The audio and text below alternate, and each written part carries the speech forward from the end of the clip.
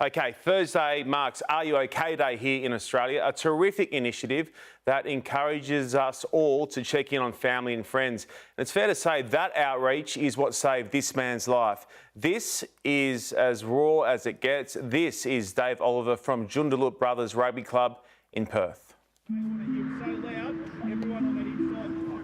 My name's Dave Oliver. I'm 36 years old, currently based over in Perth, heavily involved in rugby and working in hospitality.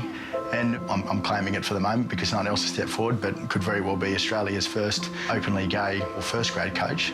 Tuesday night, training. Raining, wet night. Boys, we've got a big game this weekend, so a lot of tackle, a lot of ball work. Pretty standard Tuesday night. Hopefully a few 400s too. Rugby is a very important part of our lives. It has been for me. It's been my saviour in a big way, but it did cause a lot of issues for me. I've only came out of the closet at the age of 32, and that's why I'm here, hopefully sharing the story so people can hear it and maybe take some positive stories from it. Rugby's in my DNA. I was born into the sport, right from playing at a young age, from 13 up to grade and Colts, and being a general manager of a premiership rugby club in Sydney was something I've also done. Rugby was going to be what I thought was going to be a career for me, but I was incredibly conflicted about remaining in the sport and being an openly gay man. And I got into a vicious, very negative mental health cycle as a result of that. It was Pkg Rugby Club's 50th year. I was appointed as the club's first grade coach to go home to run the pub. Everything was running along tickety-boo. And then at the end of that season, for a period there for about 18 months, I had a drug abuse issue with methamphetamine. I think that probably really helped me with the nervousness of coming out to mum and dad. I told mum and dad I was gay and then completely retracted from the community. Just worked at the pub and watched that sort of whole opportunity slowly fade away, like everything tends to do when you use that substance. On Are You OK Day, my best mate from Cowra and two lifelong friends from Sydney both drove down and confronted me in that pub in Cowra and asked me, and they didn't ask me if I was okay. They said, "We know you're not okay." It was a surrender moment for me. Within about the next couple of weeks, I'm walking through the door of a rehab facility. G'day there everyone, and welcome to the first official video of a new venture we're calling Recovery Now. Today's Thursday, the 8th of September 2016. It's officially Are You OK Day.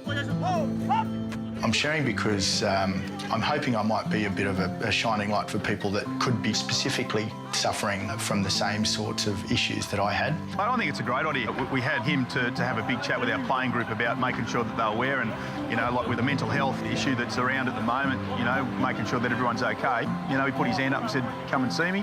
Down at a rugby club, you get the fraternity, you get the brotherhood, and as soon as you're accepted in, mate, we don't care he's straight or gay, mate. We don't care, mate. They're just still snow beast, though. Just snow beast. Yeah, just he's the whitest guy out there. Yeah, he's the palest fella I've ever met in my life. Yeah, well, I certainly feel like life's starting to take shape the way I would like it to be. What has been a huge passion of mine has now returned to my life, and having completely deleted from my aspirations that I was ever really going to amount to anything from probably a coaching perspective, getting back involved in the sport of rugby union as a profession is well and truly way back on the radar, which is great. Defender slide, let's open them up. I played a lot of my junior footy with Dave, and I followed that story pretty closely. It was a tough moment when he came out and shocked a lot of people what he'd gone through to get to that stage. But that's pretty positive, knowing that Are You OK Day is coming up, and hopefully, if it allows people to have a chat about these issues, it's a good thing. Yeah, that's it. I guess, you know, with Are You OK Day being on Thursday, it promotes to just start the discussion, just ask a question, and sometimes we probably just take it for granted and just assume that things are going okay, because often is the case that on the surface level things seemingly going well with a lot of the people around us. But I think for me, in my experience, the culture has changed a lot in rugby from when I first started to where it is now, and everyone's sort of saying that, you know, it's important to be comfortable enough to speak about it, and it by no means is it sit in front of a team with 35 teammates and open up to every one of them. It's just having one or two people that you can go to that you know they're going to be receptive of you know, your concerns or your issues that you're going through. Because let's face it, we all go through hard times, and but the important thing is that those hard times, like good times, don't always it doesn't last. So it's just having that support network and having people that genuinely care about what you say. you know, in a response to a question like, "Are you okay?" Having those people around you is what's really important.